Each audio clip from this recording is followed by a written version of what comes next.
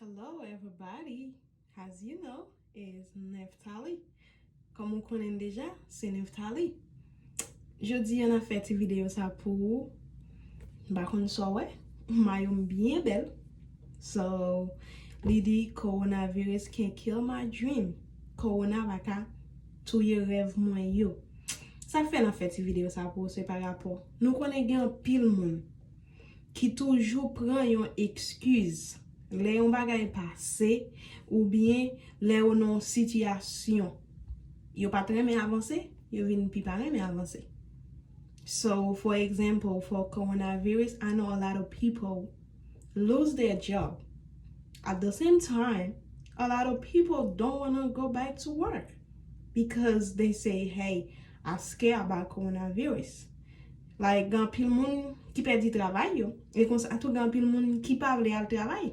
Parce que yo di à cause de corona, yo va pas travail. Gen pil moun ki te gen yon rêve. At the same time, gen pil moun ki pat gen yon rêve. Yo vin pran corona comme yon excuse. Ki dem do ça? Like, fi, même jan avem yo. Femme vanyan, même jan avem yo. Nou bezwen gen yon rêve. Nou bezwen pa depan tout temps de yon moun. But nou bezwen gen yon rêve.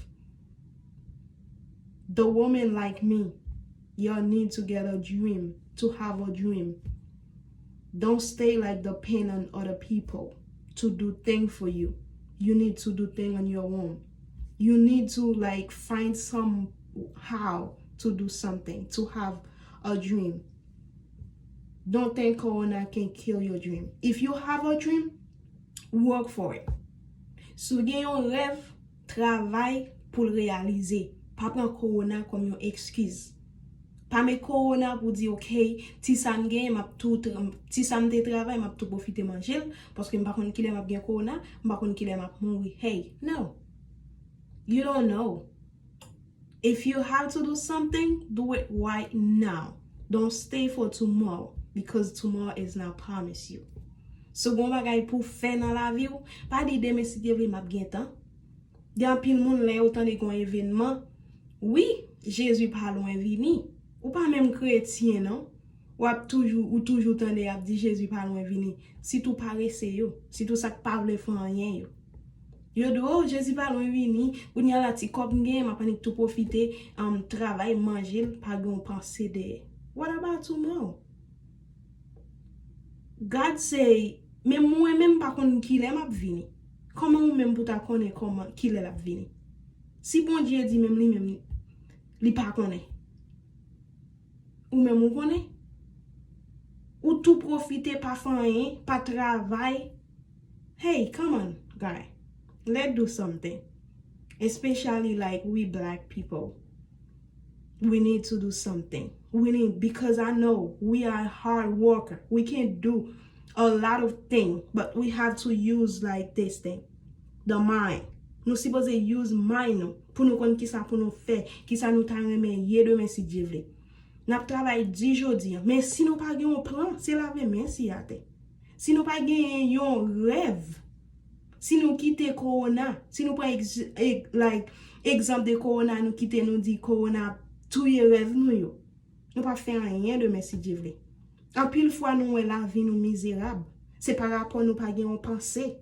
En pile fois nous ouais que n'a travail nous pas connait pour qui ça n'a travail c'est parce que nous pas gain penser hey levez camper do something we can do it let's go we can do it don't stop let's do it together let's make it as a team nous ka faire ensemble on pas quitter on excuse yon bagay passé yon événement vinn yon excuse dans la vie non. En pile fois nous-mêmes nous disons nous devons tout ça nous fait nous pas bagay parce que nous pas gon pensée. Une fois nous gagne pensée nous dit comme ça OK, jodi on m'a travail dit parce que m'gè pour réaliser un bagay de si Dieu veut. Guess what? La réaliser parce que c'est pour ça t'a travail. Mais si chaque jour lever ou dit m'a travail pour manger, pour me dormir, me travail, me lever, manger, me dormir. What you gonna do? You think you gonna do something? No. Because that's all you gonna do. Work, sleep, wake up, eat, work, sleep, wake up, eat. That's all you're gonna do because you don't have any idea. You don't have nothing in your mind to do for tomorrow. You just work and eat and sleep. That's all. But hey, we can do something because we're working so hard. An mette mind nou pour nous dire nous gen un rêve demain si Dieu veut mais qui ça nous t'a doué. Pensez qui soit t'a doué demain si Dieu veut. Pas arrêter chaque jour pour dire OK, m'a fait travail ça every day. No. Think big. Just think big. Pensez gros. Qui soit t'a voulu faire, qui soit t'a aimé faire et ou sans tout ka travail, ou capable faire demain si Dieu veut qui soit t'a doué.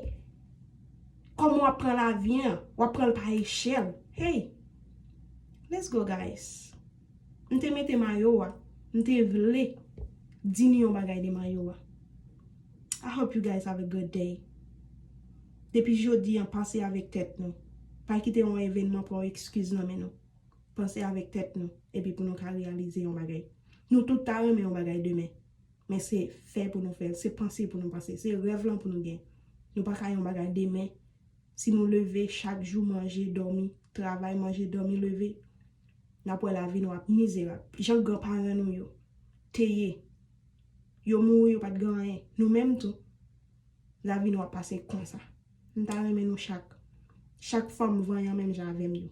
Chaque garçon voyant yo. On nous gen un rêve pas quitter aucun événement. Tout y rêve nous parce que nous tout qu'a fait, nous tout qu'a réaliser bagay. Merci.